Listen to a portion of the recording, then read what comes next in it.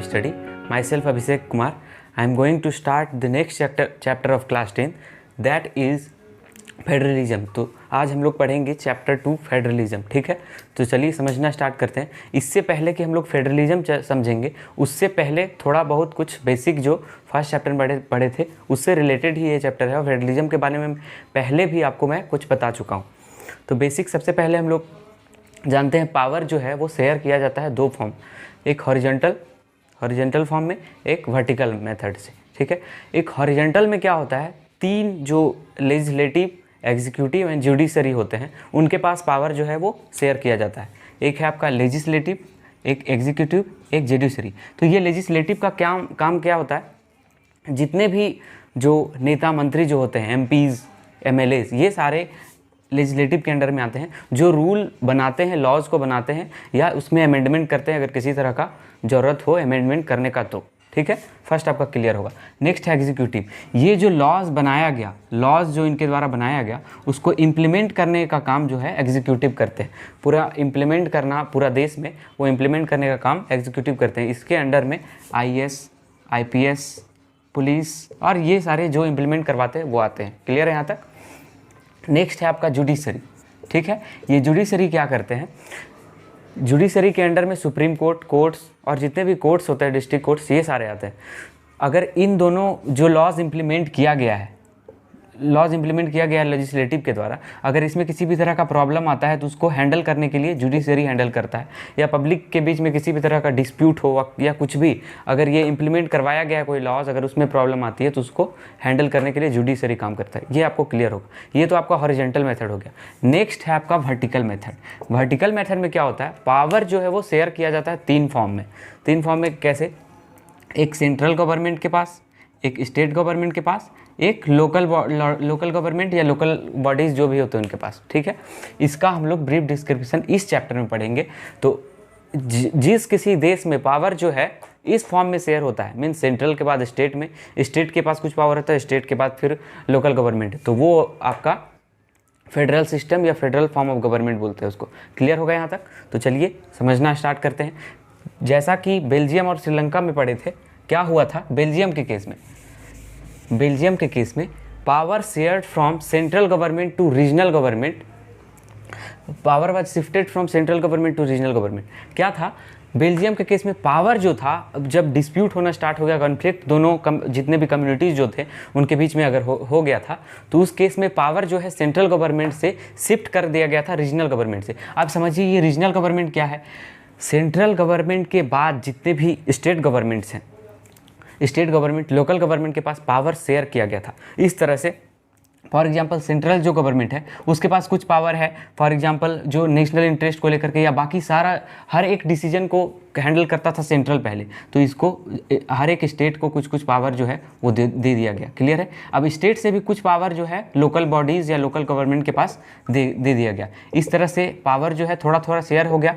तो जितने भी इस हर एक अलग अलग स्टेट में अलग अलग कम्युनिटी के लोग रहते थे, तो अलग अलग कम्युनिटी का अपना अपना कुछ राइट्स चाहिए, कुछ अपने कम्युनिटी अपना कल्चर के अकॉर्डिंग उन लोग का ज़रूरत होता है। और अगल बगल का जो भी वहाँ का वाइल्ड लाइफ है या नेचर वहाँ का है उसके अकॉर्डिंग ज़रूरत पड़ता है, तो अपने अनुसार जो स्टेट है वो हैंडल करता है, उसको इम्प्लीमेंट करता है अपने स्टेट में। तो इनका बेनिफिट ये मिला। इसके बाद यही वजह से यहाँ का जो डिस्प्यूट है उससे बचा जा सका। कंट्री जो है वो फर्दर स्प्लिट नहीं हुआ। अगर ऐसा होता तो वो कंट्री स्प्लिट हो सकता था, बहुत सा नरसंहार हो सकता था, मैक्सिमम जो हाई क्लास पीपल हैं वो लो क्लास को मार सकते थे, या बहुत सा परेशानी हो सकता था, या कंट्री फर्दर 2-3 पार्ट में या जितने भी पार्ट में डिवाइड हो सकता था, ये परेशानी हो सकती थी। क्लियर है यहाँ तक आपको। अब नेक्स्ट समझिए श्रीलंका के केस में क्या था, वहाँ पे यूनिटरी सिस्टम था। यूनिटरी सिस्टम अब क्या होता है, ये नया वर्ड है आपके लिए, इसको समझिए। A form of government in which all the power is with central government.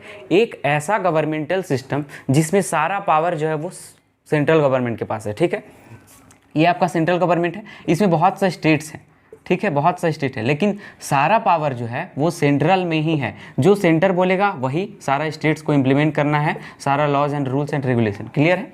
तो इस केस में ये यूनिटरी फॉर्म होता है, और ये उतना ठीक नहीं होता है डेमोक्रेटिक कंट्री के लिए, क्योंकि हर एक रीजन में अलग अलग कल्चर के लोग रहते हैं। तो हर एक कल्चर का अलग अलग डिमांड होता है, अलग अलग अपना ज़रूरत होता है उसके अनुसार उनको राइट मिलना चाहिए, जितने भी स्टेट्स हैं उनको, और लोकल गवर्नमेंट जितने भी हैं, ठीक है। तो अगर एक गवर्नमेंट के पास सेंट्रलाइज्ड फॉर्म ऑफ गवर्नमेंट हो तो वो यूनिटरी सिस्टम होता है। इंडिया में हालांकि ऐसा नहीं है, यहाँ फेडरल सिस्टम है। पावर जो है स्टेट के पास भी कुछ पावर है और स्टेट से लोकल बॉडीज़ में। फेडरल में एक और है कि पावर अगर स्टेट के पास कुछ दिया भी जाता है तो जब मन तब सेंट्रल जो है उसको वापस ले सकती है। फेडरल ये आपका यूनिटरी सिस्टम है, क्लियर है। ये सेंट्रलाइज्ड फॉर्म ऑफ गवर्नमेंट होता है, क्लियर है। नेक्स्ट है आपका व्हाट इज फेडरलिज्म। यहाँ से आपका मेन जो चैप्टर है वो स्टार्ट होता है। फेडरलिज्म बेसिकली होता क्या है उसको समझना स्टार्ट करते हैं। तो बेसिक जो डिफिनेशन है वो देखिए, it is the system of government in which the power is divided between central authority and various constituent units of the country. Means ऐसा गवर्नमेंट जिसमें पावर जो है वो डिवाइड होता है central authority and the various constituents. अब constituents क्या है ये वर्ड समझिए, बहुत इंपॉर्टेंट है। सेंट्रल गवर्नमेंट को छोड़ करके मीन्स बाकी जो स्टेट बॉडी है और लोकल गवर्नमेंट के बीच में पावर अगर शेयर किया जाता है तो उसे हम लोग फेडरल गवर्नमेंट बोलते हैं या फेडरलिज्म कहते हैं। मीन्स पावर जो है सिर्फ सेंट्रल के पास, सेंटर के पास नहीं रहता है, ठीक है। जैसे इंडिया में सिस्टम है, इंडिया में क्या है, सेंट्रल के पास कुछ पावर है, उसके बाद फिर जो लोकल बॉडी है मीन्स स्टेट के पास कुछ पावर है, स्टेट अपने अकॉर्डिंग पावर जो है वो डिसाइड कर सकता है, उसके बाद लोकल में, ठीक है। उसके बाद नेक्स्ट एग्जाम्पल में आपका लिया गया है India as a example of India. यहाँ पे कैसा सिस्टम चलता है उसको देखिए। यहाँ पे सेंट्रल गवर्नमेंट है, स्टेट गवर्नमेंट है, लोकल गवर्नमेंट है। सेंट्रल गवर्नमेंट का क्या काम है, a few subject of common national interest. Means जो पूरा कोई भी किसी भी तरह का डिसीजन हो, अगर वो पूरा ओवरऑल कंट्री के लिए लिया जाता है, हर एक स्टेट्स के लिए कॉमन कुछ भी अगर डिसीजन लेना हो तो उस केस में सेंट्रल गवर्नमेंट वर्क करती है, क्लियर है। फॉर एग्जाम्पल डिफेंस के क्षेत्र में, डिफेंस में अगर कुछ भी अगर डिसीजन लेना हो या इंटरनेशनल मैटर्स को लेकर के, तो इस केस में जो आपका सेंट्रल गवर्नमेंट है वो डिसीजन लेगी, ना कि स्टेट और लोकल गवर्नमेंट, क्लियर है यहाँ तक।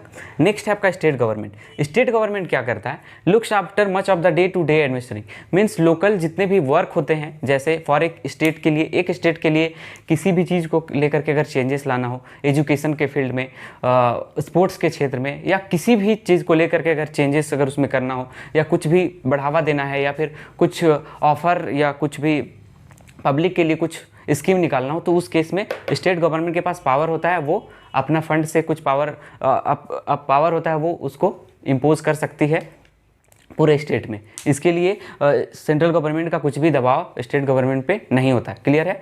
बस यही है कि फंडामेंटल जो राइट्स है पब्लिक का वो मिलते रहना चाहिए, बाकी सब ठीक है, क्लियर है। नेक्स्ट है आपका लोकल गवर्नमेंट।